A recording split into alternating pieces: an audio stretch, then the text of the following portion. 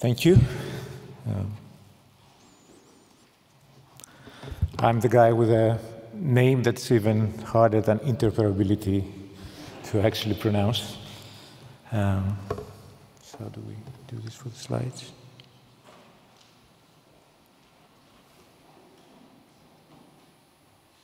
Okay. So what is TOOP, the once only project? It's a large-scale pilot. It has been created in the beginning of 2017. It started then, has more than, well, right now 21 countries, more than 50 participants.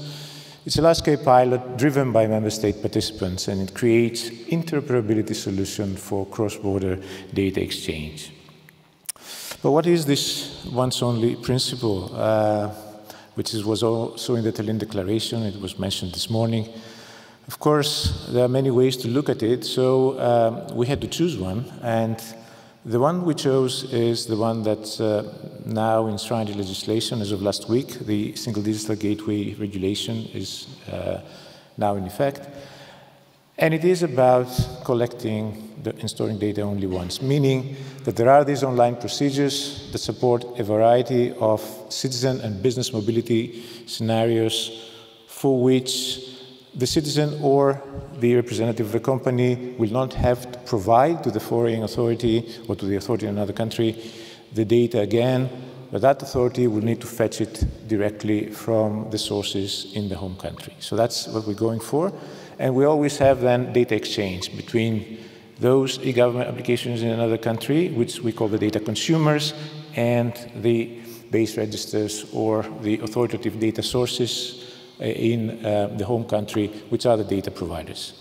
So how do we link those? Well, if there is no other infrastructure, then all we're left with is this rather frightening spaghetti, and then, of course, every data source can have their own interface, and you have a multitude of bilateral connections. So in a cross-border environment, this is a bit difficult to scale.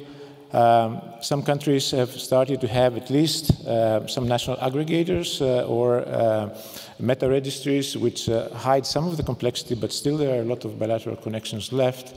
But luckily what we see emerging is this kind of infrastructure where countries internally, they provide some, that doesn't matter what the technology is, but some national infrastructure for their own applications to exchange data with their own base registers. Now that's very important because once a country has this internal infrastructure, then it is much easier, well, it's not really easy per se, but it is much easier to connect them cross-border because all we have to link is to the national infrastructures and then they interconnect. And many countries are already starting to build this kind of approach. Now, of course, in TOOP, we are faced with the problem that every country is different, they have different infrastructure, and we had to bridge. We have to create interoperability between them. So we have this, we call it a federation, the TOOP federation is a federated architecture. It uses a delivery for certain reasons that have to do with the need to implement something fairly soon for the Single Digital Gateway, and it's a way to disintermediate between the different national infrastructure and have a common interface.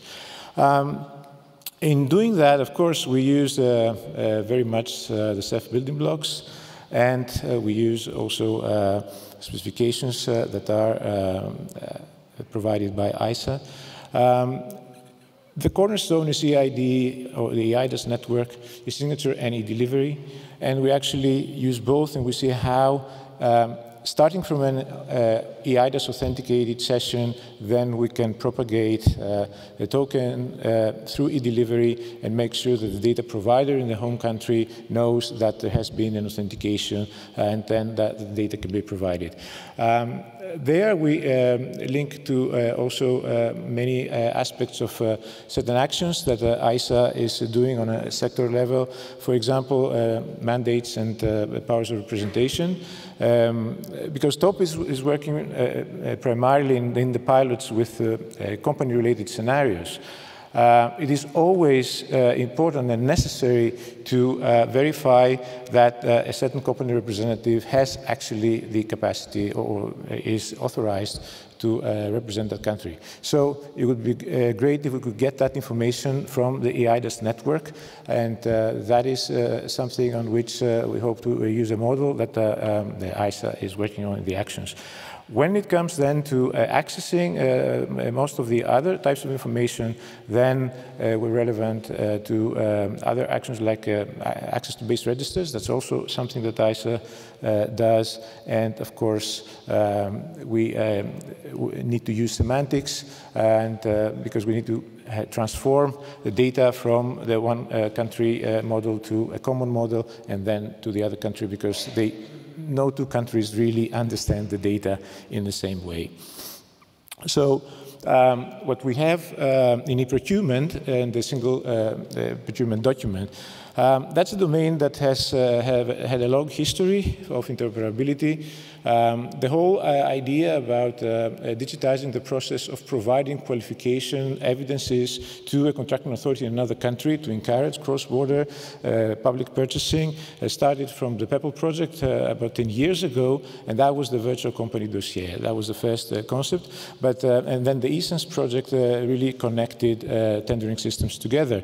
However, it really started to get into gear after the 2014 directive for e-procurement, where the European single procurement document was legislated. And then that became an electronic document, and that is a basis for interoperability because it tells us how to interpret all the criteria and the evidences in each country. So there we have worked for a long time with DG GROW, that is supporting the work on the data model. And now in 2018, with the Single Digital Gateway, this extends even the legal obligation to fetch the data from another country, because that extends now to the basic company data, which is part of the SPD. And this is something that we do in TOOP. So that's how it looks in the landscape. We have the tendering systems on the one side and the data sources on the other side.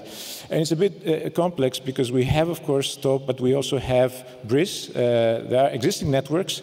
TOOP is an emerging network, hopefully, but then we have BRIS that connects the company registers, and then we have PEPL that connects the e-procurement systems, and that is something which is also have to be taken into account. There are several scenarios, and we're happy to elaborate at another point. One scenario is that the tendering system is connected through the national infrastructure to TOOP, and then able to pull data from TOOP from the other country. However, the company registers are not always connected through some kind of national infrastructure, but they're all connected to BRIS. So there, we are now hoping to build a bridge between TOOP and BRIS so that we can access all the company registers that are already connected to BRIS. We have already, let's say, made the high-level technical design together with the BRIS team, and we're waiting for the green light.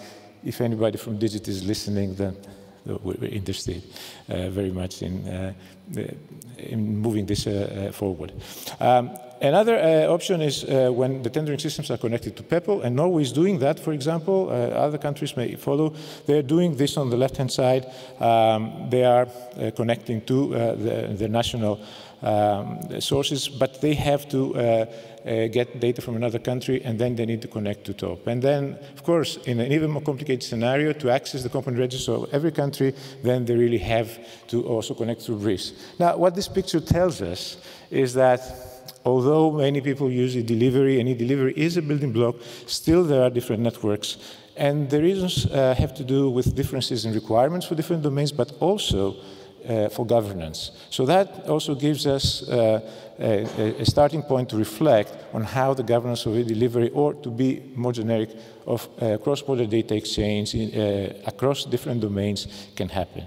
So, I will not really go too much into the flow. There are two flows. One, when the economic operator and the contracting authority are using the same system, and then we can get the data from the home country, or we can prepare the ESPD in the home country, provide it through the tendering process to the contracting authority that can then at a later stage get the evidences during the awarding period.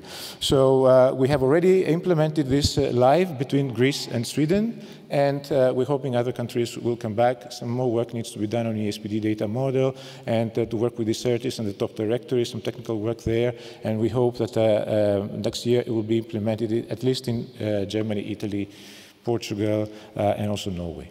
So that's it for us. You can contact us, and thank you very much.